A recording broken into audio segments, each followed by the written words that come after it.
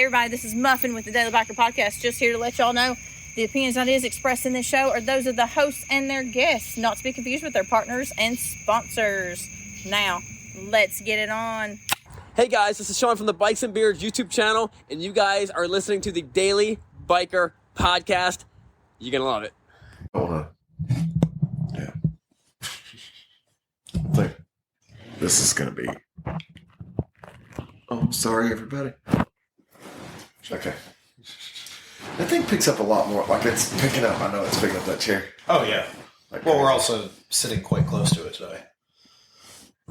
I'm always fairly close. Well, I guess I'm closer than that. No. Anyways. Hey, everybody. Welcome back to the Daily Biker Podcast. We are coming to you. I blank out for a second. I'm only going to wait a couple hours. This is an early morning podcast today. Yes, we are coming to you from the White Lightning Harley Davidson Mobile Studios. And it's just the two. It's just the duo. Just the duo. It's just the duo of us. Oh, we got Toby. Yeah, we do have Toby. So, anyways, I am Marcus. I am your clueless leader. Today, we're going to go on a learning journey, and Daniel's going to learn us something. I will do my best. So no promises there. Obviously, y'all know who that is. I don't have to introduce him. Yep. I'm here again. But then I also have Toby. I don't think he's going to say anything. You going to say anything, buddy? If I scratch you right there, you going to... If you hear any, like, low, deep groans, that would be Toby. There he goes. That is my dog, just so we're aware it's not like a little kid. Be a strange little kid. But, today, this is actually attempt number 2 to do this because my phone messed up. Technical difficulties. The first time. So, I know what we're talking about. I know a little bit of information. I don't know everything. Well, none of us here know everything. Wikipedia here knows a lot of things. Here, we don't know a lot of things. But if No Show Jones was here, he would know a lot of things. That is true. He probably would. Or at least he'd sound like he knew what he was talking about. I was there for the very first one. I remember. I remember the first motorcycle. I rode it at 90 miles an hour down Suck Creek Road. In the snow. In the snow. Uphill both ways. You can do uphill both ways on Suck Creek. Yeah, you can. I just want to say real quick, I didn't realize Suck Creek Road was as long as what it is until you drive across it at 20 miles an hour. Yeah, it is a lot longer when it's wet and 20 miles an hour. Yeah, because I kept going, I thought we would be at the end of this road. Anyways, so, me personally, I'm a Harley guy. Always have been, even though I spent time at other dealerships and stuff like that, I've always been a Harley guy. Tell me if you're going to sit there and smack. So anyways, but there are other brands. I recognize other brands. Do you? Yes. But there is another particular brand I've stated before on the show that I think is pretty much the other dominant powerhouse when it comes to the power sports industry in the world, and that would be Honda. Well, if I recall correctly, there were some numbers that were put out last year. Honda is the biggest worldwide producer of motorcycles. Yeah, and that's kind of saying motorcycles is kind of a key point that you have to say. Yes, because they also produce a lot of other things. Well, not just that. If you went, okay, who's the number 2 producer of power sports or stuff like that, you might end up coming across something like Kawasaki. Well, it's because when you get to some other countries, Kawasaki has small vehicles, like for farm. And I don't mean like the mule. I mean like the little tiny mini truck things or whatever. All kinds of stuff like that. And the numbers started up getting skewed. Yeah. But for the marketplace of motorcycle sales, not just in the U.S. but worldwide, Harley and Honda are both kind of right there at the top of the tier. Part of that with Honda, though, is because of a production of a motorcycle that they've been making for 50 years almost. Yeah, almost 50 at this point. So today we're talking about the Goldwing. Yeah, so talking about the Honda Goldwing, as most of you know, it's Honda's big touring bike to go cross country, or at least in recent history is what it's made. I was about to say, big, in recent history, I'll give it big. Yes. I'd say for the past 30 years, it's been a large motorcycle. Physically, I yes. was about to say, not necessarily CC wise, because you're talking about you could still get. I do remember being at the Honda shop, and we'd see them. We'd have guys come in with them. We'd have guys want to trade them in and stuff. That would have like 1200s and stuff like that. And the bikes were physically big. Yeah. But they were only 1200s. Yes. But they weren't ever made to be performance motorcycles. They were made to sit on the highway at 70 miles an hour and just cruise. I figured out what that was, what that meant to do. What? To sit on the highway at 70 miles an hour and just cruise. I learned that yesterday. But anyways. Hey, buddy. The dog just attacked Marcus. Yes, That's he it. did. Yes, he did. So the Honda Goldwing story actually started in 1972 when they had a huge success with the CB754, and that was the 754 was their big bike of the time. That was the biggest one, and it wasn't necessarily set up to do long tours. They're not made for it. I mean, you go back to any of the bikes in the 70s, and I know we've had this discussion before. That's just what they had, so they did it anyway.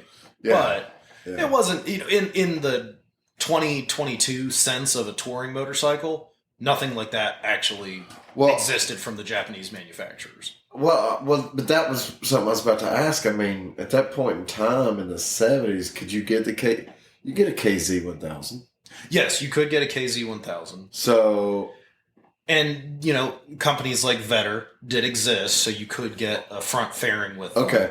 But so essentially, like, a KZP was the best long distance touring motorcycle. Something like that. In the Japanese market. Yeah. But things that we traditionally think of today as being requirements for touring, having big saddlebags, having a tour pack on the back with a backrest, having the big front fairing, having a radio.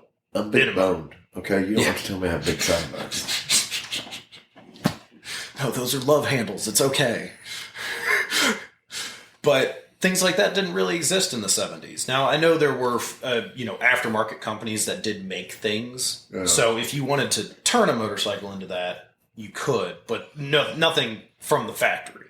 I guess that's what everybody was doing.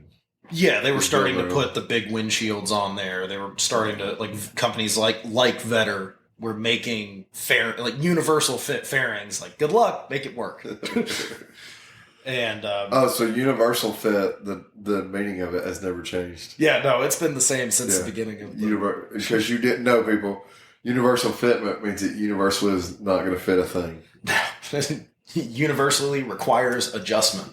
Yes. So 1972, Honda decides that they need something that can kind of capture this market in the longer distance motorcycle riding, something a little bit more comfortable, something that kind of fits in that requirement. Right. So they started development of we'll call it the first Goldwing. It was, the model description was the M1. And the first one came with a flat 6 1470cc engine. Wait, the first one was 1470? The first one was a 1470.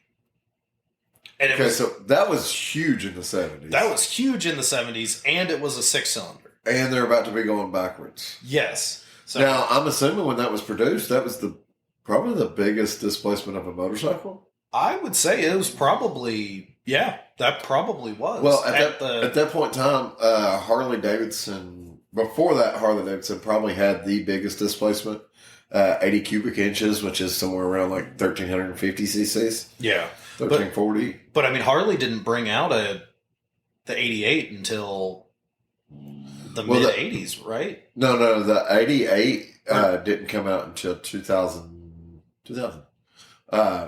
So that's what I'm saying. Yeah.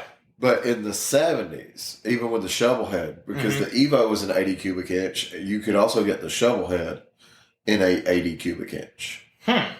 Okay. Yeah. So in theory, this developmental engine, 1470cc, was probably outside of one-offs and things like that, probably one of the biggest engines you could get of the time. I would say it was the biggest. In 1972. Yeah. You know, obviously things came up later that would be larger. But so that's where they started. They started out with the M1 prototype with the flat 6 in 72. And then, as Marcus said, they downgraded. They came out with the first Goldwing, the first titled Goldwing motorcycle in 1974, which was the GL 1000. And it had a liquid-cooled 999cc flat 4-cylinder, which, you know, you would think that they would have kept the flat 6, but I think I was going to say, not only did they decrease displacement, they decreased cylinders. Yep, they decreased displacement, they decreased cylinders. Fun little fact about the first generation. Flag with flags. It was the first water-cooled 4-stroke Japanese motorcycle. Really? In 1974. Yeah, the 4-stroke. They had made water-cooled 2-strokes.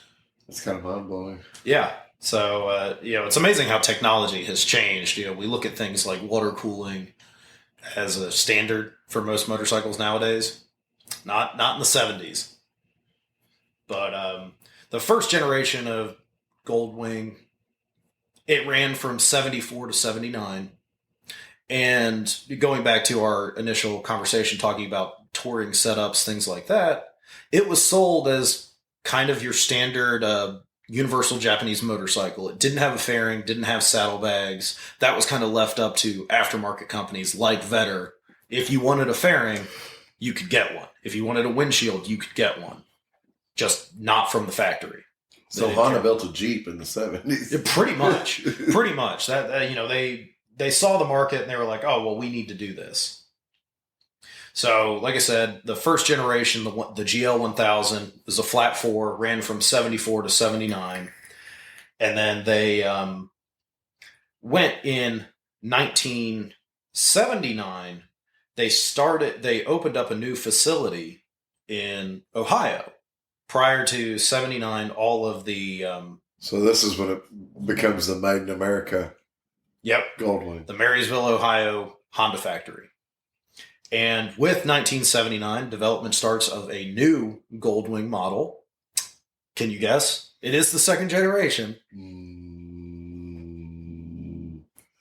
GL 1200? 1100. No. They were I was that thinking fancy. there was an 1100. Yeah, there was. But I couldn't. You never know. They could have went. The next one's going to be 1800, and then they're back down to 1100. And they've already done that once. Yeah. Well, first thing, the GL 1000 made 80 horsepower. Okay. During its range. Now there were mid-year adjustments where they would change, you know, carburetor size, stroke, stuff like that. So roughly 80 horsepower. Right. In 1980, the official second generation of the Honda Goldwing came out, and it was the GL 1100. Still a 4-cylinder. Still a 4-cylinder. It had a 1085cc 4-cylinder, flat 4, made 81 horsepower at approximately 65 foot-pounds of torque. Okay. So production in Ohio didn't commence until 81, though. So they built the factory in 79, didn't start until 81. So did we not have a Goldwing? Like I mean, I'm guessing there's probably 79s and 81s, but there's no 1980 Goldwing? There is a 1980 Goldwing, and it is the GL 1100. So it just wasn't produced in Ohio? It was made in Japan still. So that's a 1 year only thing? So that would be a 1 year only bike. If you could find one, it in theory would be a 1 year only bike. From what I understand, they did import them, but they were ramping up their production in the Ohio factory. Yeah. But since then, all of the Goldwings have been made in the United States, except for Until. Yes. So I know that one. but the GL 1100, like I said, still flat 4, 81 horsepower, 65 foot-pounds of torque. So they kind of did a few different upgrades to it. They wanted to kind of kill the aftermarket. They saw what people were doing with the bikes. So I would say this generation of Goldwing is what you would assume is a first Goldwing. Like if you would look at it, you would say, "Oh, that is a Goldwing. I know what that is." So you saying that the term "kill the aftermarket"? I want to point out here: if you buy a Goldwing, okay, obviously there's aftermarket stuff, but before there was companies manufacturing stuff like saddlebags and fairings and those types of things. Okay. You're not gonna you cannot physically take the fairing off of a Goldwing and put a different fairing on it. Not on a new one, no. Absolutely not. This generation, there was still some variability. Right. Well, it's still similar to the Windjammer style fairings and stuff like that. But, you weren't going to do that with fairings and bags and stuff like that. Yeah. You could still do that on a brand new Harley, though. That is true. Really on new Goldwings, there's not that level of customization. I would say not even on the new. When you get back into that 1200 series, you start having in the molded saddlebags and molded fairings. Yeah. So this second generation, the GL 1100, this is where they started producing windshields, fairings, tour packs, saddlebags from the factory and making them factory options. You could get a standard. At the time, there were three main options. Toby just wants to be your friend. Yeah, I know. Oh, good. You can hold up my notepad. There were 3 factory options. You had the standard, which was the same as the GL 1000. No front fairing, no saddlebags, things like that. You had the Interstate, which had the saddlebags, front fairing, windshield, the typical accoutrement that you would expect with a touring bike.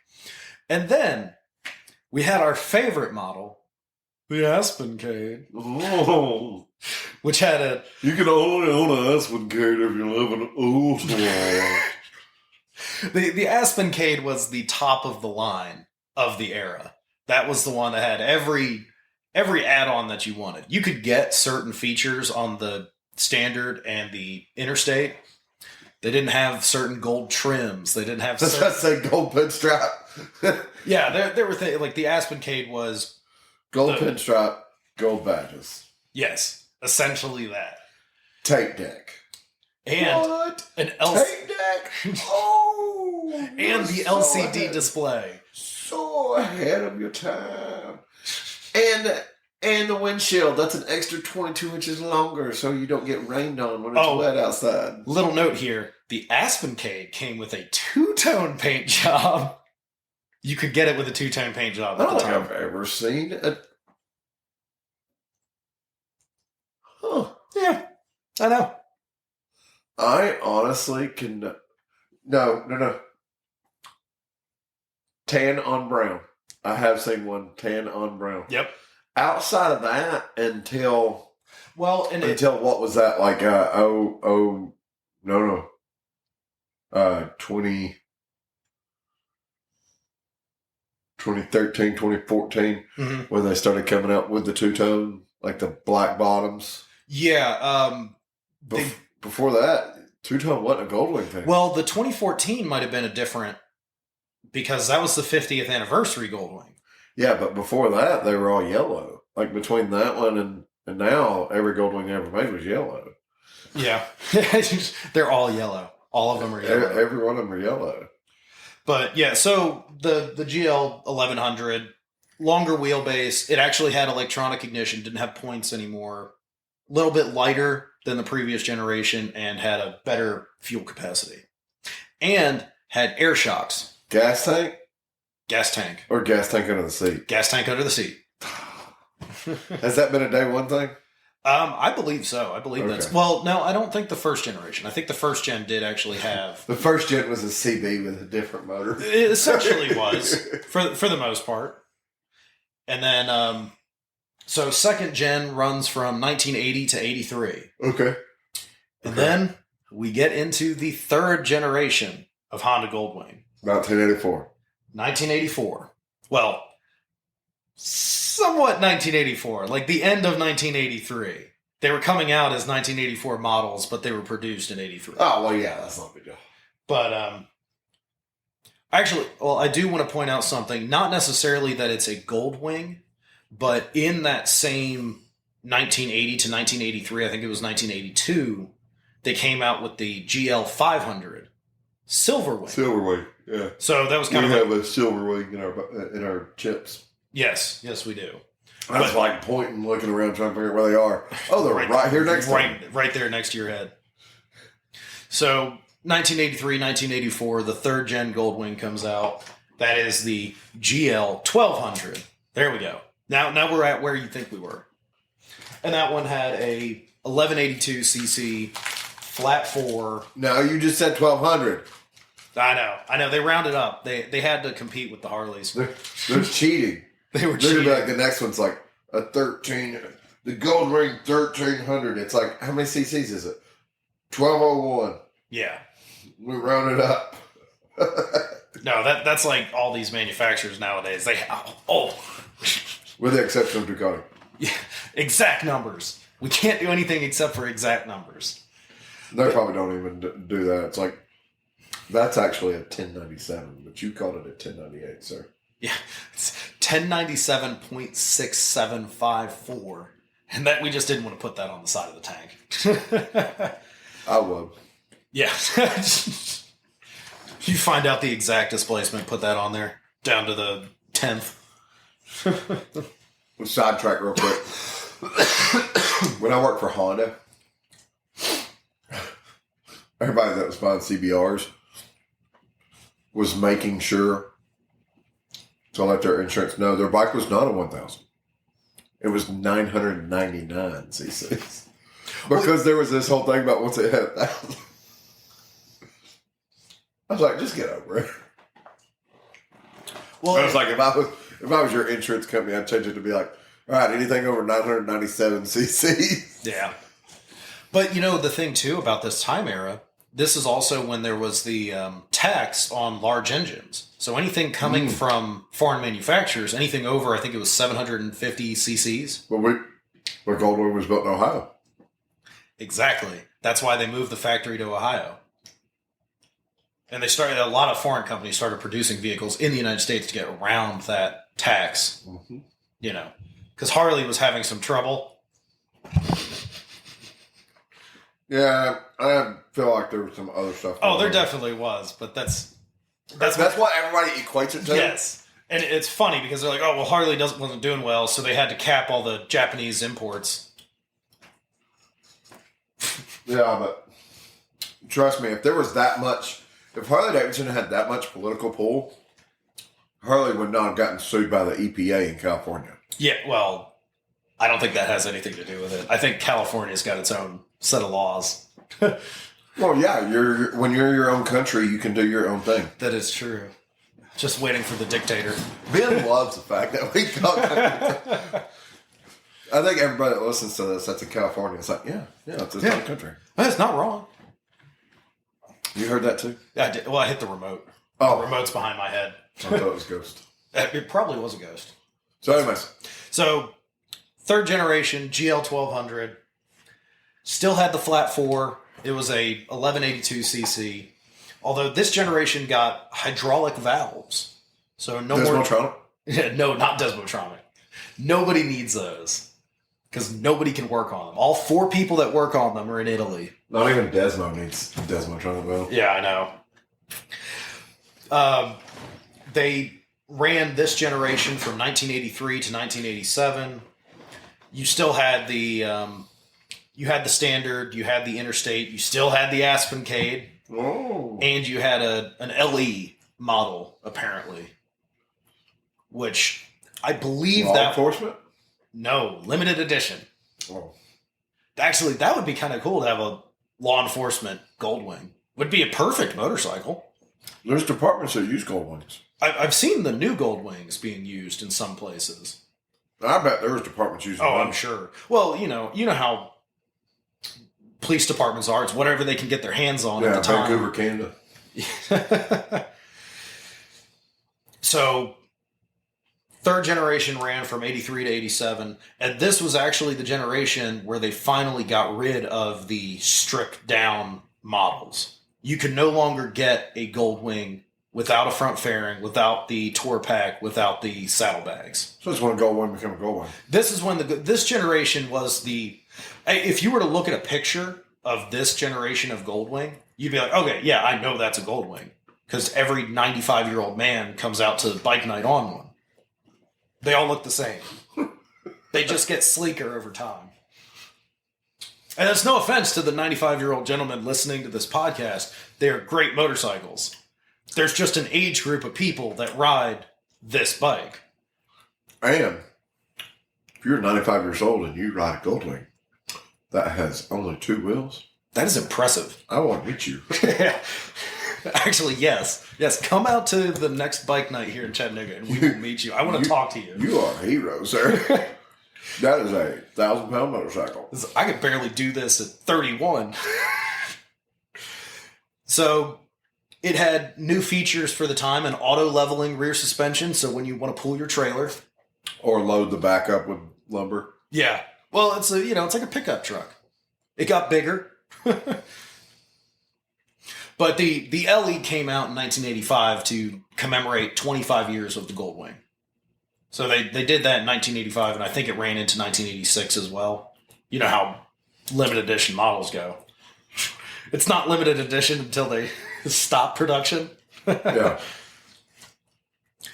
And I these... think it's so funny that you got so many vehicles that are limited edition. It's like all it is a trim package. Oh, yeah, it always is just a trim package. Well, no, I mean, like, how many limited edition Honda Accords has there been? All of them. Like, every year there's a limited edition. Hell, I had an LE Toyota Camry. Yeah. Yeah, it doesn't matter. Yeah. But so like I said, this generation ran from 83 to 87, and in 1 year, 1986, Honda tried something new, and it was fuel injection. Ooh. And it ran for 1 year, and then they went back to carburetors. All right. So mind you, these were all 4-cylinder engines, and they all had 4 carburetors. That was what they did. So right now there's 2 Goldwings. Well, technically 3 that you want to put in the collection. First year Goldwing. Yep, I would love to have a GL 1000. A 1980 Goldwing. Yep. And then the 1 year fuel injection. The 1 year 86. 86. An 86 fuel injected Goldwing. And in 87, the Goldwing Touring Association was founded. The Wingdingers. The Wingdingers. Ching ching chong. So, like I had mentioned, they still had... This was the generation where they finally got rid of the Standard. You still had the Interstate Aspencade, and you had the LE model from 1985. In 1987, you get the 4th generation Goldwing, which is what... the 3rd gen is where you start to see the traditional Goldwing styling. I would say the 4th generation is where you're really going to... The younger generations are going to see the 4th gen from 87 to 2000 and be like, that is what my dad had as a Goldwing. Yeah.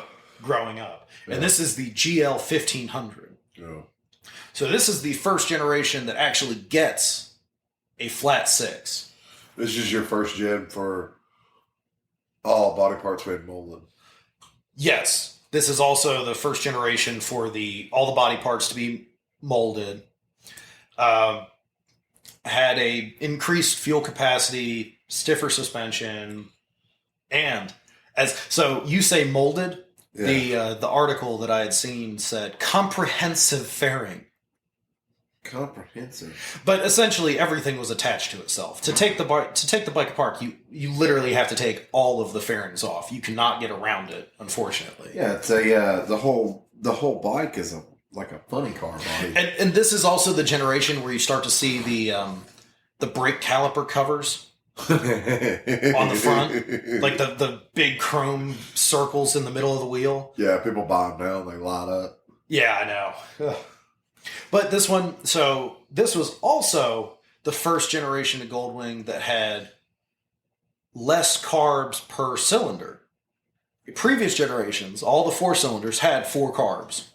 Wait, what? Wait, hang on. The 1500 has less carbs per cylinder? Correct. Isn't yours a 98 1500? Mine is a different model. Mine is a special variation of that. Yeah, yours is okay. Yeah, yes. No, I don't have an LCD screen on mine. You're lucky to have a tag. Yeah, I've got. Hey, look, I've got a turn signal indicator. I've got a neutral indicator. I'm happy, and it's got an odometer on it. But they actually went to 2 carburetors. They went to 2 big carbs on the GL 1520s. Okay. So this was a 1520cc, and this is the first generation where they actually broke 100 horsepower. This is also the first generation that they've rounded down. Yes. Yes. So they're like, we've got 1500 cc's. We don't need to overcompensate anymore. yeah, so 100 horsepower, 101 foot-pounds of torque when they were new. Yep. This, the 4th generation, and this, by far, at the time, was the longest-running Goldwing generation. Yeah. This one ran from 87 to 2000, which is, in theory, I mean, that's a huge generation. That's a long time considering the gen before was 3 years. Mm-hmm. So they still had the, I believe they dropped the Aspencade for the 4th generation. You no longer could get an Aspencade. Then, oh no! I know. What are they going to do? No, I think they did. I think they still had an Aspencade in 4th gen. I couldn't find any reference to it because I looked just to see. I'm pretty sure I've seen gold badging. Well, that might have been. They said Aspencade. That might have been like a Tourer model or something, or like another LE model. The 1992 Honda Goldwing Aspencade. But so during this generation of Honda Goldwing, they came out with my personal bike, the Honda Valkyrie. Yeah. I know. Which was more of a... Everybody refers to it as a muscle cruiser. I don't really see that, but that's how a lot of people like to... That's how Goldwing guys refer to it. Yes, compared to a Goldwing, it is a muscle cruiser. So, I want to explain something to you. I would call it more a hot rod version. No, I'd call it a stripped down Goldwing. Had different frame, though. Still call it a stripped down Goldwing. Okay. I wouldn't call it a hot rod or a muscle cruiser. Simply because I'm not saying it can't. Okay. Yeah. It was not necessarily designed with the intentions of like the race.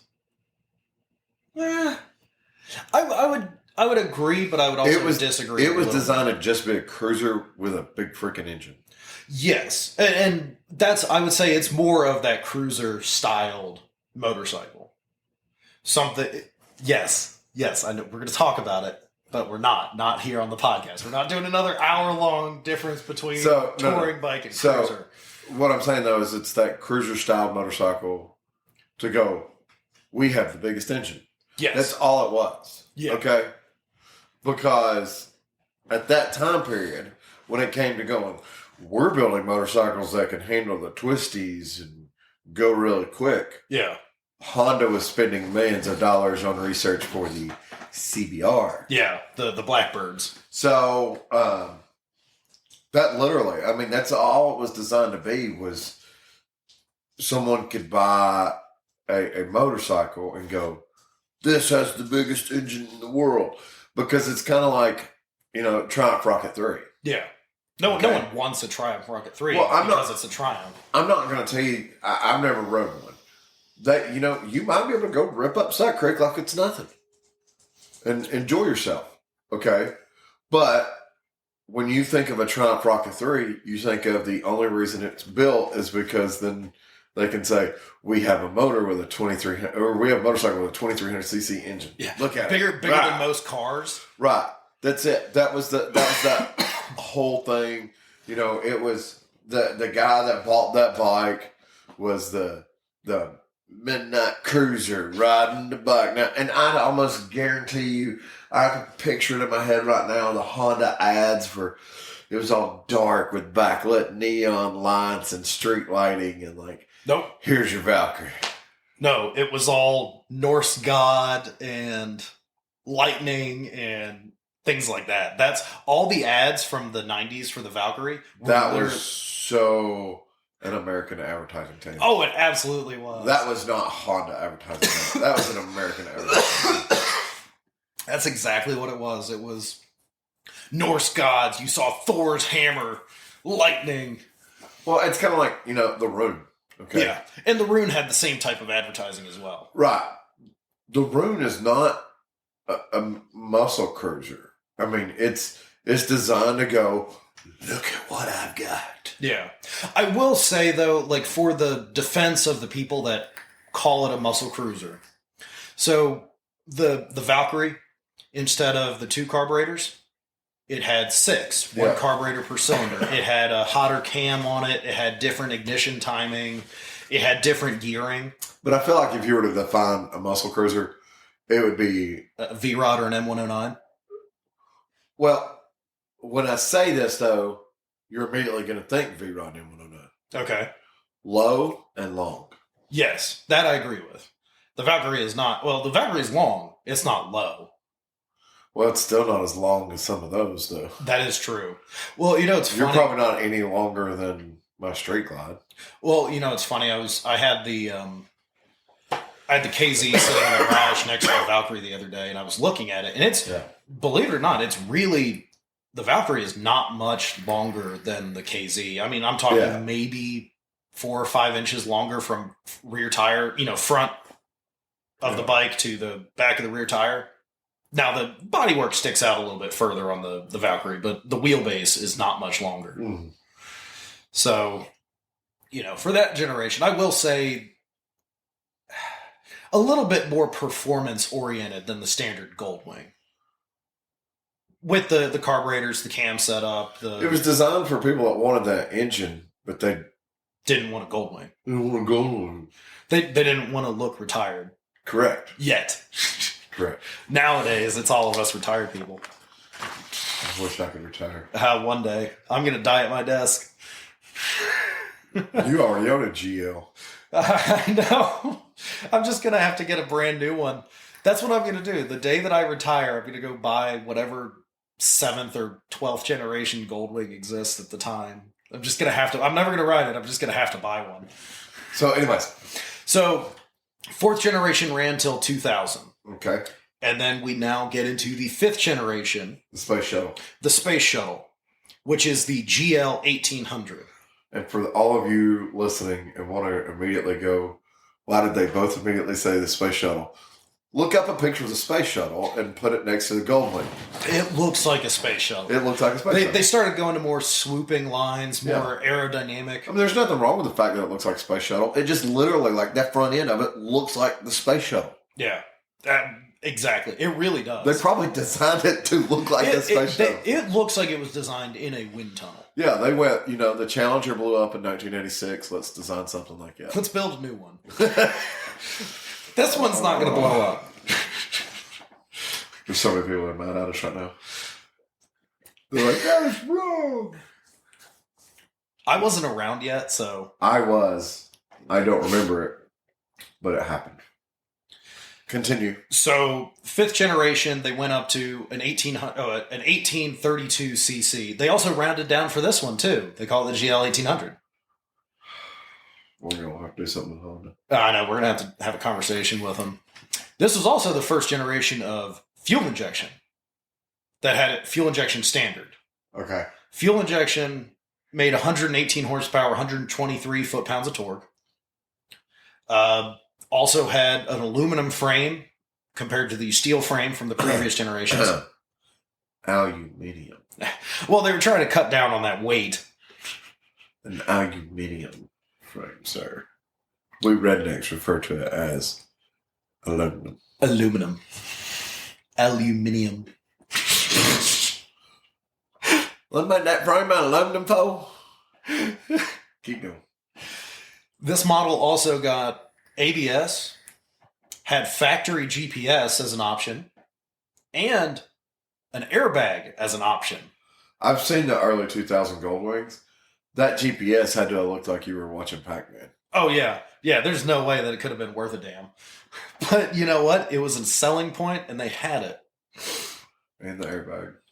You could also get a heated seat, heated grips, and air vents for when you get too hot during the summer because that fairing blocked all the wind. So you know what you gain from not getting the airbag?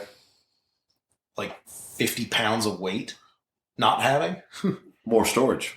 Yeah, because it was The box that they put the airbag in was they like turned it into a glove box. Yep. I forgot about that. But I mean, that's the one thing. I mean, My dad's was an 04. yeah. Well, your dad's was a trike, though, right? So don't know if you found any research. Honda doesn't make a Goldwing trike. I do know that. That came from a. There's a couple different manufacturers that do it. There's only one that does it now, though. I thought. Mm. Oh, really? Yeah, Okay. For some reason, I thought Honda had actually started to contract with just one company for at least the newest generation of trikes. Well, no. Now Honda might be doing something with the newest generations, but like Harley. Yeah. Okay. Harley, as far as I know, now produces their trikes. For years, Harley didn't produce their trikes. And there were several different companies that made trike kits. Well, then Harley wanted to start producing their trikes, and they got with one of those trike companies to produce them, and they were sending the vehicles off, or sending the bikes off to that company. That company was doing the trike conversion, sending them back to Harley, Okay. and then Harley was shipping them directly out. I don't know if that's how Harley is still doing it, or if they're doing it all in-house now.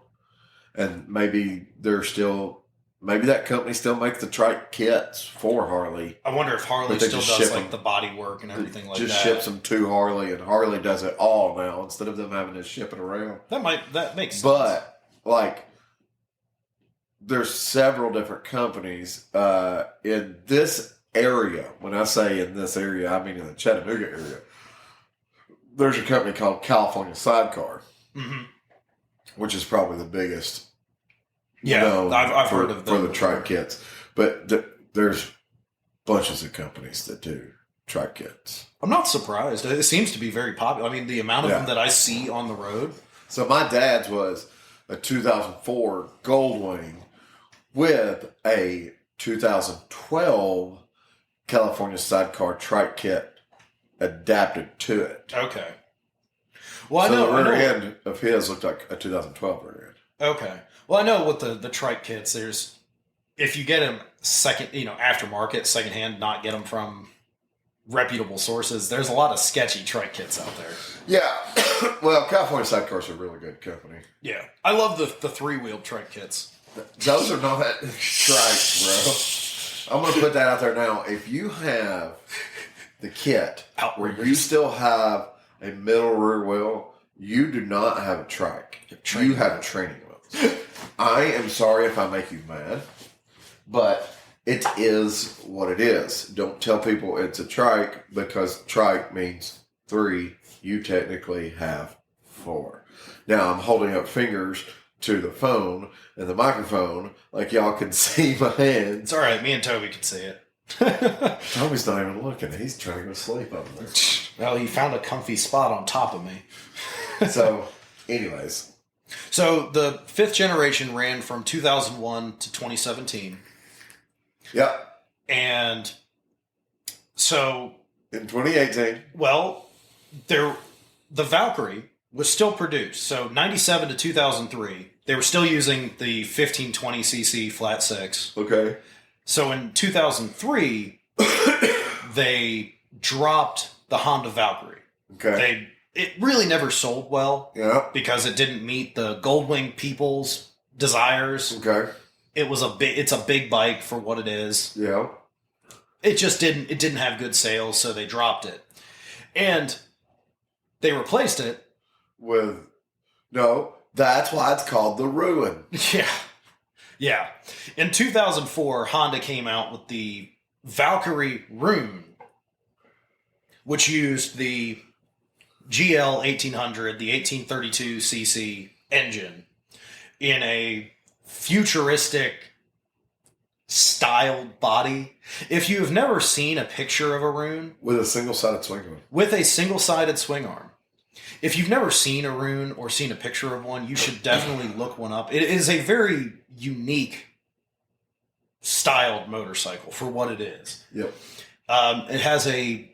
It had the, what was it, like the telelever or cantilever front end design for the, I know we've discussed this before. There's a name for it and I can't think of it right now. It's like to me, it reminded me of a girder style front end. So it did have a shock, but it wasn't like a conventional Springer front suspension. Yeah. It was more of a girder style front suspension because it had pivot points. Where with a Springer, your pivot point is at the axle. Yeah. With these, your pivot point was still at the top, which is how a girder style front end is. Well, if I recall correctly, it did have a pivot point down at the bottom as well. Well, everything's going to have a pivot point at the bottom. Because it had like traditional style front forks that had springs in them, and those rebounded with that front With the girder style. with the girder style. But what it was where that front end came up. Yeah. You know, it had two pieces that went back. Mm-hmm. Those were pivot points. Yeah. Yeah. It's a very unique compared to like the Sugar Bear front end that I saw you. Oh yeah, yeah. That was where that had the large pivot point at the bottom. Looks sketchy. That just well, the guy didn't have a front brake either. You're not supposed to. Yeah, see, I like all the brakes. I have two wheels. I want brakes on both. On that bike, you're not supposed to. Yeah, except for the fact he's running 60, 70 down the road when he left. Or at least it sounded like it. He may have been doing 30 for all I know. He's probably doing 30. But yeah, it's the Rune's a very unique motorcycle. They're very uncommon. Yes. And for whatever reason, people believe they're very collectible. And what's funny about the uncommon factor, I can't tell you the last time I saw one. I know the last time that I saw one and you were there with me was last year when we went up to the Dragon. There was a guy riding the Rune on the Dragon and he stopped down at the end and he had it parked. I remember you saying there was a Rune. Yeah, I took a picture of it. Yeah. It was an older gentleman. He's like, I love taking the Rune on the Dragon. Yeah, all right. It was a 1 year only bike. They did it for 2004. I love my Mustang torque thrust wheel on the back of my Honda. It's just That's what it looks like. Yeah, it does. But like I said, if you've never seen a Rune or you've never looked one up, it's just it almost looks to me like a concept motorcycle. It looks like a concept that somehow made it to production. And then you look at it and you're like, oh yeah, this is one of those custom companies. No, that was Honda. You mean the Plymouth Prowler? Yeah, it looks like a Prowler. Like I put it in the same boat. It almost looks like the same person that designed the Prowler. Chip Foose designed the Honda Rune. It could be. Anyways. Well, you know what they did with the styling of the Honda Rune? They used some of that in the Fury. If you start looking... Let's not talk about this. Let's not ruin my day. So, also, during this generation, the fifth generation, 2001 to 2017, in 2014, they revamped the Valkyrie, the F6B, which was essentially a standard Goldwing.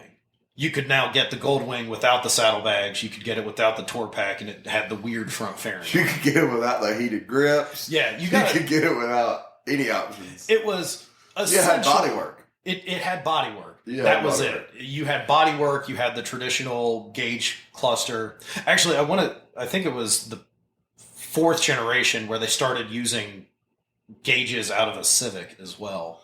So, F6B was a fantastic motorcycle. Yeah, That was also when they started bringing back the two-tone. Mm-hmm. Yeah, so you can get the black lower and the... Every time I see an F6B, it's always that kind of like purple-red color. It's the same one. Yes, it's the same F6B. Yes. So they ran that just in 2014. I actually wanted a black one.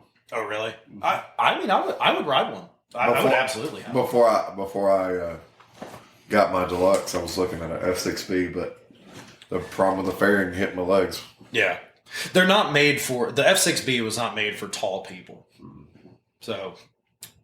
But, you know, it was kind of like a... Let's see if we can use the Valkyrie name again, get some more sales out of it. And unfortunately, they didn't learn from the first time. Well, they didn't tag the Valkyrie name on it. They did. It was F6B Valkyrie. The bike did not say Valkyrie anywhere on The it. bike did not say the Valkyrie. And on I don't remember seeing any advertisements or nothing. Because remember, I was working at Honda at that time. That is true. But that's... We didn't see... You didn't hear anybody say Valkyrie. I'm surprised. But you know what? Everybody just referred to it as the a F6B. Honda F6B. Yeah. They didn't even call it the Goldwing F6B. No. Well, and It's just the Honda F6B. Everybody that I've talked to that's referred to the F6B, it gets referred to as the F6B Valkyrie. And Valkyrie's in quotations. Well, you're talking about Honda people that Honda you're people. talking to. Yes. I'm talking about on the dealer level. So, I mean, you have the same people that you're talking to are the same people that go, oh, but that one's an Aspen cage. Yeah. Yeah, That's what true. you need. Get an F6B, find an Aspen cage digest and put on the back of it. I would absolutely do that. So, anyways, around the same time period, there was something else that happened. And that was a callback to earlier when I said until. 2011. What happened in 2011? The last year of the Goldwing being manufactured in the United States. In the middle of the generation. They quit making them in the United States. And they moved the production back to Japan.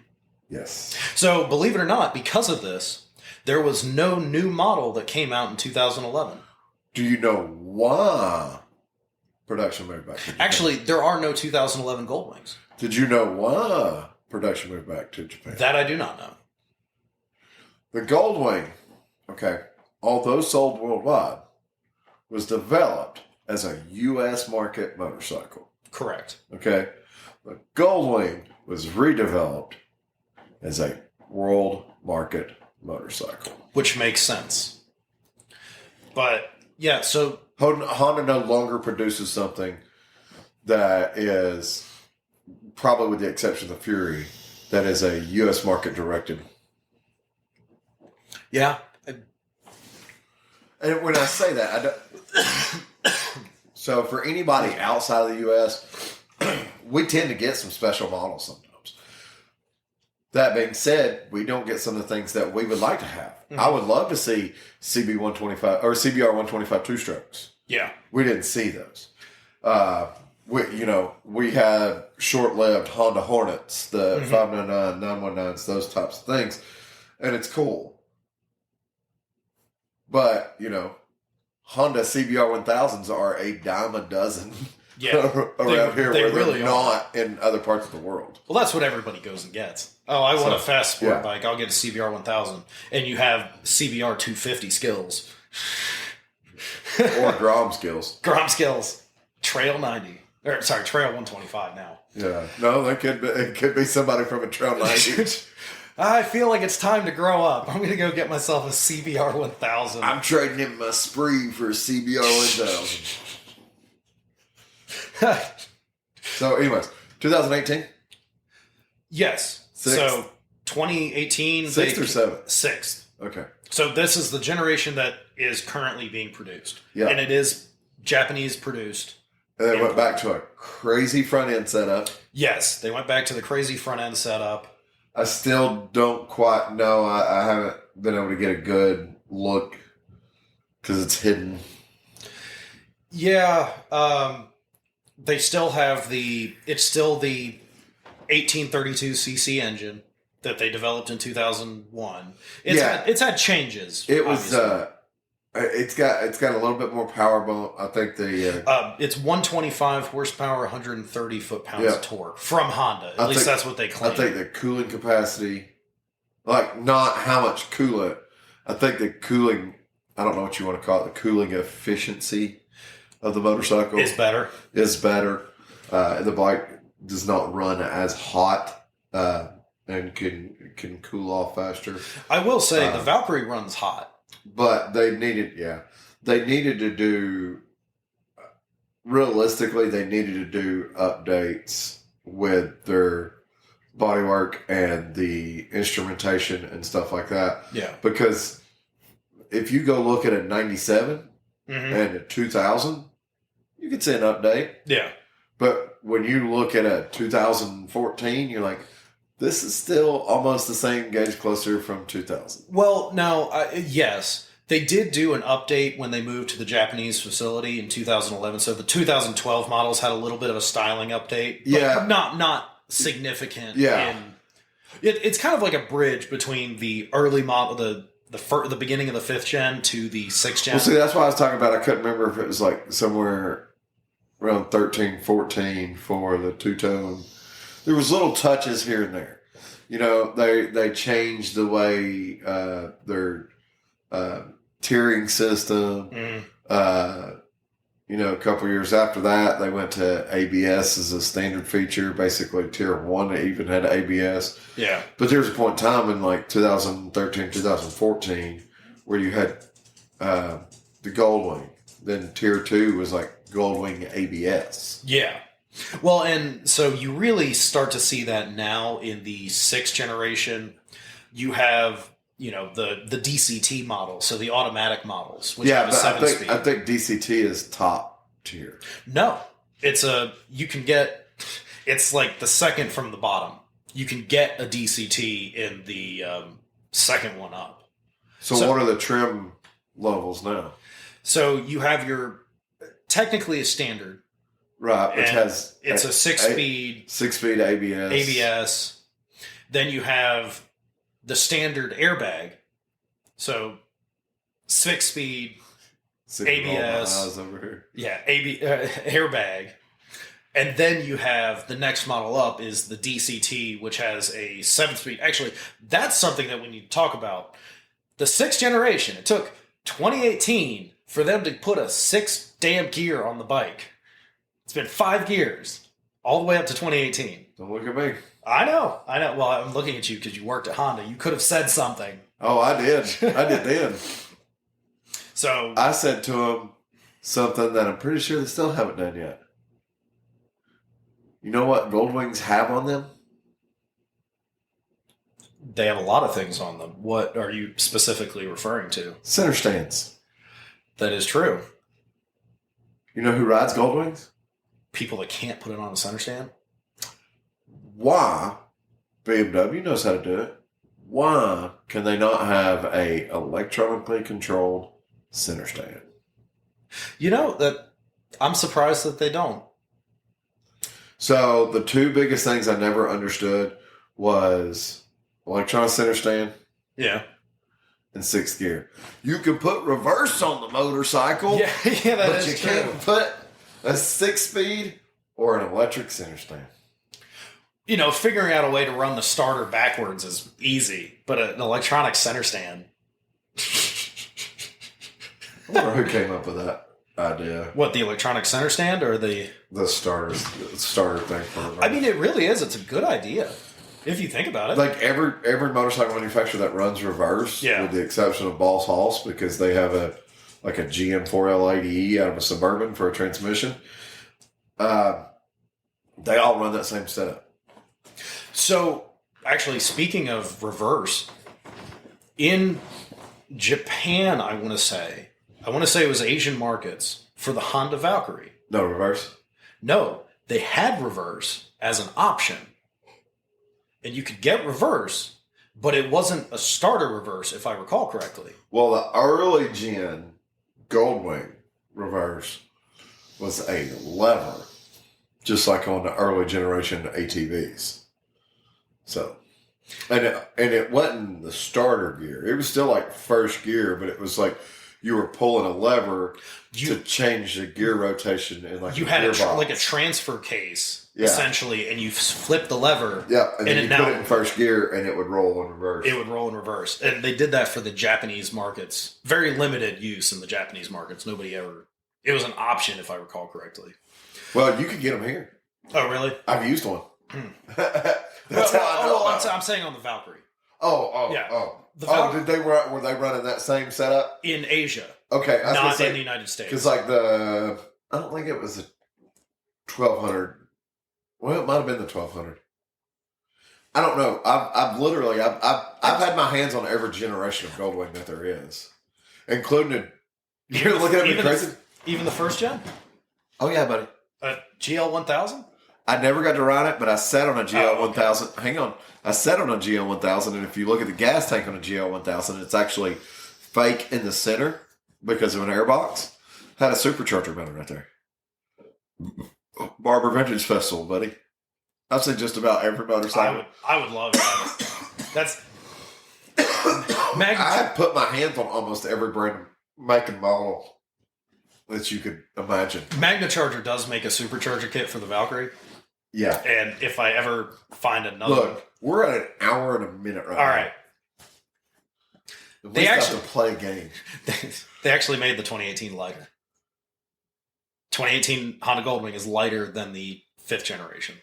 I'm going to guess 865. They don't have an actual weight number here, but I can look that up. It's 90 pounds lighter than the previous generation. Oh, so it's still closer to like 950. Yeah, it's still in the 900s. And they decreased the fuel tank size. It's probably more fuel efficient. Yeah, it is. So that's one way to save weight. Yeah. So that's probably what they did. So it cuts down on your wet weight, not your dry weight. That's where 20 of that 90 pounds goes. Depending on how much they decrease the fuel tank size. Yeah. But I never understood why they didn't do like a Honda Goldwing like long range that had like an 8.5 gallon tank. Because you just go across country, you'd never have to stop. But you know what I mean? Yeah, I'm surprised. But I mean, they do get good fuel efficiency now. And I know, but I'm talking about. Yeah. Imagine building a Goldwing where you could get 300 miles on the tank. That would be pretty impressive. Yeah, I think that would sell immensely. I mean, I don't know what a Goldwing fuel range is now anyway. It's probably 3+, I would imagine. But imagine that. Like, yeah. Take whatever a regular Goldwing's fuel range on a full tank is. Add another 150 miles to it. Yeah. I want to. We could be talking about 500 miles. Yeah, I want to say they probably, if I recall correctly, I saw it was in because if you supposedly can get on a Goldwing and it'd be so comfortable that you don't have to get off of it. Now imagine that trip to Florida without ever having to stop. Yeah, all of a sudden I'd be in Key West, like, oh shit, I overshot it. Yeah. But I mean, I've ridden New Goldwing, the new generation. See, I haven't ridden the new, and it is insanely quiet. You don't realize you're going as fast as you're going. Well, that previous gen, it was. I mean, you could hear it, but it wasn't like you didn't realize how fast you were going. So, and it's just a unique ride, and I think Goldwings are fantastic motorcycles. Until you put the aftermarket exhaust on it. Yeah, until you put some. Two Brothers exhaust like I have on mine. Which is freaking hilarious that Two Brothers makes exhaust for Goldwing. Yep. And all right, take your chips. All right. It is time. Oh. Did you ever believe you talked for an hour and 10 minutes on Goldwings? Chop right sale. I have 4 chips here. I grabbed 4 the first time too. All right. Let's see. Okay. Oh, Toby, you're not playing with me. Do you want a chip? It's like a potato chip. He'll eat it.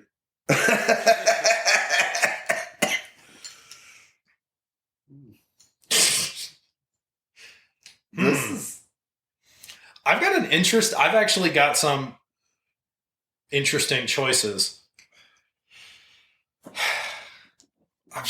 You know what? I'm going to do this in the spirit of Daniel. Oh, good. Did you get like 2 gold wings? Nope. All right, go ahead. All right. So I'm going to go down the list and tell you what I got. I have an R1. All right. I have a Valkyrie. And I have a Dynabra. Dynabra. You know, as much as I would like to, in the spirit of Daniel, since we're doing the Goldwing episode, I'm going to sell the Dyna. Oh, I feel so special. I'm going to just ride the Valkyrie. Daniel, you look like you're going to cry right now. It's just so emotional. And the R1,